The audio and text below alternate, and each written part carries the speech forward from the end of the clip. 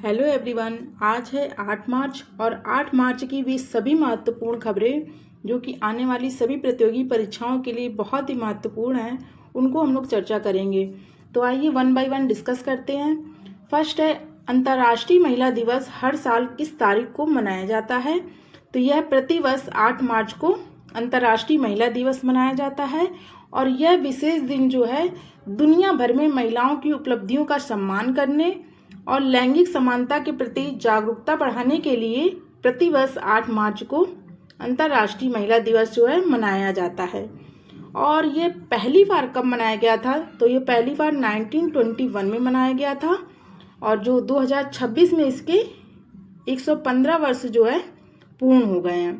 तो इस प्रकार इसका राइट आंसर हो जाएगा कि अंतर्राष्ट्रीय महिला दिवस हर साल किस तारीख को मनाया जाता है? तो ये मनाया जाता है 8 मार्च को।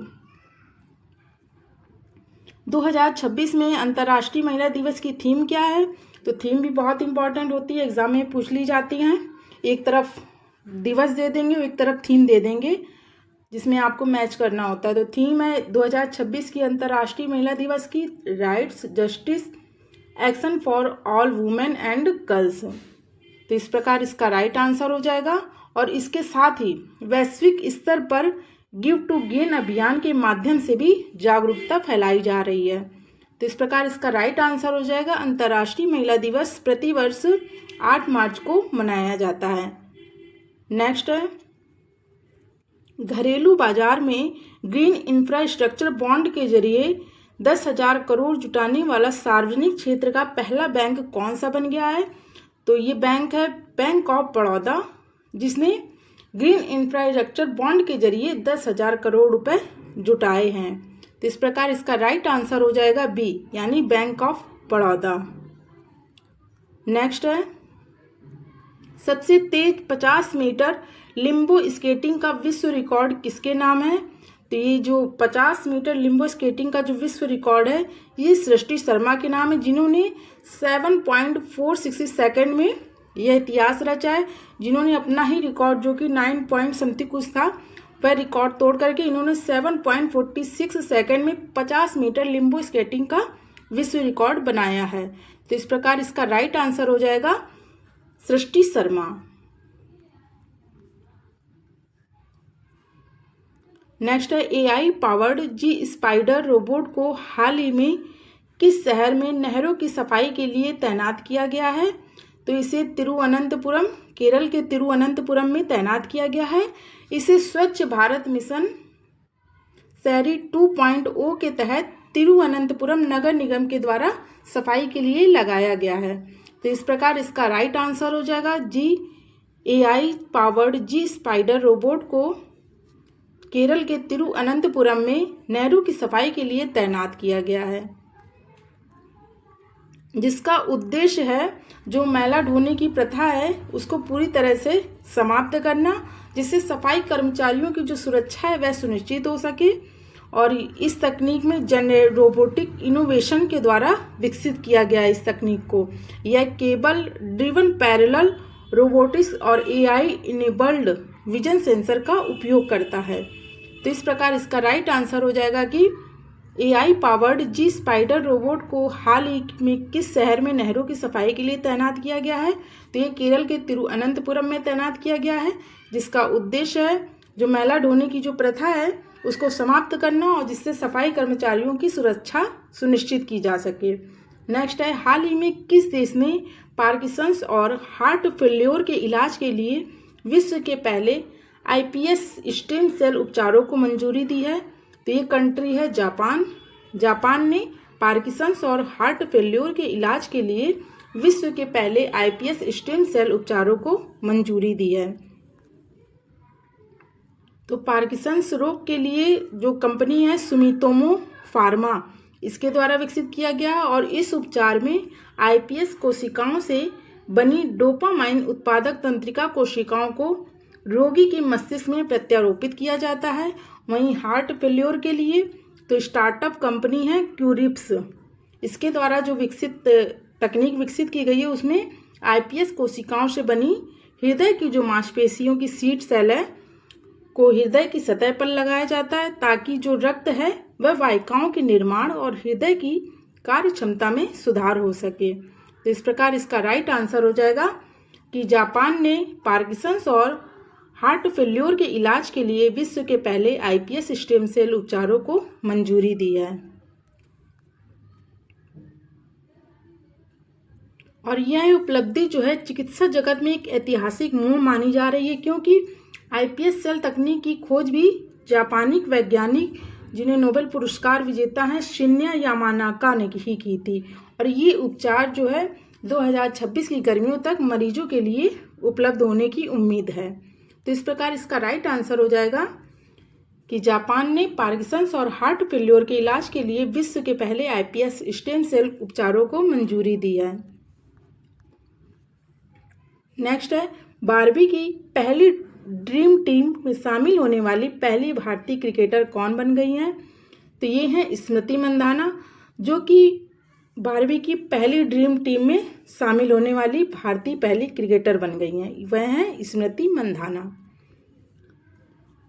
तो स्मृति मंधाना न केवल भारत की पहली हैं बल्कि विश्व की पहली ऐसी क्रिकेटर हैं जिनकी बारबी डॉल जो है बनाई गई है। और इनके साथ साथ जो टेनिस दिग्गज हैं सेरेना विलियम्स और ऑस्ट्रेलियाई की हैं सर्फर स्टेफनी गिलमोर, इन वैश्विक हस्तियों को भी इसमें शामिल किया गया, जिसका उद्देश्य है उन महिलाओं को सम्मानित करना जिन्होंने अपने अपने क्षेत्र की जो बाधाएं आई हैं उनको पार करके अपनी पहचान बनाई है। और यह गुड़िया जो है महिला क्रिकेट में स्मृति मंधाना के असाधारण योगदान और उनके प्रभाव को मान्यता देती है। तो इस प्रकार इसका राइट आंसर हो जाएगा कि 12वीं की पहली ड्रीम टीम में शामिल होने वाली पहली भारतीय क्रिकेटर हैं स्मृति मंधाना। नेक्स्ट है, किस केंद्र शासित प्रदेश राज्य ने हाल ही में हॉलिस्टिक होमस्टे सपोर्ट फ्रेमवर्क को लॉन्च किया है? तो ये लद्दाख जो केंद्र शासित प्रदेश है उसने holistic home stay support framework को लॉन्च किया है। तो इस प्रकार इसका राइट आंसर हो जाएगा बी यानी लद्दाख। तो इसे 5 मार्च 2026 को लेके state institute of hotel management में जो पर्यटन सचिव हैं संजीत रोड्रिग्स के द्वारा इसे औपचारिक रूप से लॉन्च किया गया, जिसका उद्देश्य है ग्रामीण क्षेत्रों में कम्युनिटी बेस्ड टूरिज्म को मजबूत करना और जो होम स्टे जो संचालक हैं उनके कौशल में सुधार करना। और इस पहल का जो लक्ष्य है होम स्टे को सूक्ष्म ग्रामीण जो उद्यम है मतलब माइक्रो रूरल इंटरप्राइजेस में बदलकर रोजगार को पैदा करना और स्थानीय संस्कृति व पारिस्थितिकी का संरक्षण करना। तो इस प्रकार इसका राइट आंसर हो जाएगा लद्दाख ने हाल ही में holistic home stay support framework को लॉन्च किया है। नेक्स्ट है, भारत ने हाल ही में किस देश के साथ स्टील मिसाइल खरीदने के लिए 2182 करोड़ के समझौते पर हस्ताक्षर किए हैं? तो भारत ने रूस के साथ स्टील मिसाइल खरीदने के लिए 2182 करोड़ के समझौते पर हस्ताक्षर किए। तो इस प्रकार इसका राइट आंसर हो जाएगा बी। तो भारत के रक्षा मंत्रालय ने 3 मार्च 2026 को रूसी रक्षा निर्यात कंपनी जो है JSC रोसोबोरोनिक एक्सपर्ट के साथ इस संबंध में महत्वपूर्ण हस्ताक्षर किए हैं। और ये जो मिसाइल है इसकी कुल लागत जो है 2182 करोड़ रुपए है। और ये जो उपयोग की जाएगी जो मिसाइल स्टील मिसाइल यह सतह से हवा में मार करने वाली वर्टिकल लॉन्च मिसाइल है, जिन्हें भारतीय नौसेना के अग्रिम पंक्ति के युद्धपोतों पर तैनात किया जाएगा। और इसकी जो क्षमता है यह सिस्टम हवाई खतरों के खिलाफ त्वरित प्रतिक्रिया और सभी मौसम में काम करने की क्षमता प्रदान करता है, जिससे युद्धपोतों की सुरक्षा मजबूत हो सके। तो इस प्रकार इसका राइट आंसर हो जाएगा कि भारत ने किस देश के साथ स्टील मिसाइल खरीदने के लिए 2182 करोड़ के समझौते पर हस्ताक्षर किए हैं? तो रूस के साथ। नेक्स्ट है, हाल ही में किस भारतीय राज्य ने 16 वर्ष से कम उम्र के बच्चों के लिए सोशल मीडिया एक्सेस पर प्रतिबंध लगाने की घोषणा की है? तो ये राज्य है कर्नाटक राज्य, जिसने 16 वर्ष से कम उम्र के बच्चों के लिए सोशल मीडिया एक्सेस पर प्रतिबंध लगाने की घोषणा की है। और इस प्रतिबंध का जो मेन उद्देश्य है बच्चों में मोबाइल की जो बढ़ती लत है उसको कम करना, जिससे उनके मानसिक स्वास्थ्य पर पड़ने वाले नकारात्मक प्रभावों को रोका जा सके। और कर्नाटक के साथ साथ ही आंध्र प्रदेश सरकार ने भी 13 साल से कम उम्र के बच्चों के लिए सोशल मीडिया पर प्रतिबंध लगाने का प्रस्ताव रखा है। और यह कदम जो है वैश्विक स्तर पर, जैसे जो ऑस्ट्रेलिया है, ऑस्ट्रेलिया की तर्ज पर यह कदम उठाया गया, जिसने हाल ही में 16 वर्ष से कम उम्र के बच्चों के लिए सोशल मीडिया पर देशव्यापी प्रतिबंध लागू किया था। तो इस प्रकार इसका राइट आंसर हो जाएगा कर्नाटक राज्य ने 16 वर्ष से कम उम्र के बच्चों के लिए सोशल मीडिया एक्सेस पर प्रतिबंध लगाने की घोषणा की है। नेक्स्ट है, पहले खेलो इंडिया ट्राइबल गेम्स 2026 का आयोजन किस राज्य में किया जा रहा है?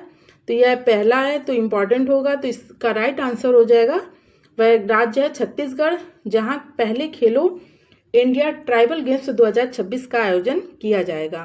तो इसका राइट आंसर हो जाएगा सी यानी छत्तीसगढ़। तो हाल ही में पहले खेलो इंडिया ट्राइबल गेम्स 2026 का जो आयोजन है वह छत्तीसगढ़ राज्य में किया जाएगा। केंद्रीय युवा मामले और खेल मंत्री जो हैं डॉक्टर मनसुख मंडाविया ने यह घोषणा की है। और यह ऐतिहासिक आयोजन जो है यह 25 मार्च से 6 अप्रैल तक चलेगा। इसका मुख्य उद्देश्य है जो मेजबान शहरों में किन किन शहरों में पहले खेलो इंडिया ट्राइबल गेम्स आयोजित किए जाएंगे। तो ये छत्तीसगढ़ के 3 शहर हैं, रायपुर, जगदलपुर और सरगुजा, ये 3 शहरों में आयोजित किए जाएंगे। और इसका जो शुभंकर है वह मोरवीर है, इसका शुभंकर, जो छत्तीसगढ़ की सांस्कृतिक पहचान और वीरता का प्रतीक है। और इसमें कौन कौन से खेल शामिल होंगे? तो इसमें athletics, football, hockey, weight lifting और तीरंदाजी, तैराकी और कुश्ती जैसे खेल इसमें शामिल होंगे। जबकि मलखंभ और कबड्डी का प्रदर्शन खेलों के रूप में भी शामिल किया जाएगा। और इस आयोजन में देश के 30 राज्यों और केंद्र शासित प्रदेशों के लगभग 2500 खिलाड़ी और अधिकारी जो है इसमें हिस्सा लेंगे। तो इस प्रकार इसका राइट आंसर हो जाएगा कि पहले खेलो इंडिया ट्राइबल गेम्स 2026 का आयोजन किस राज्य में किया जा रहा है? तो ये छत्तीसगढ़ के 3 शहरों में किया जा रहा है, आयोजित होगा, जो कि 25 मार्च से स्टार्ट होगा और 6 अप्रैल तक आयोजित होगा। तो ये थी 8 मार्च की महत्वपूर्ण खबरें, जो कि आने वाली सभी प्रतियोगी परीक्षाओं के लिए बहुत ही महत्वपूर्ण हैं।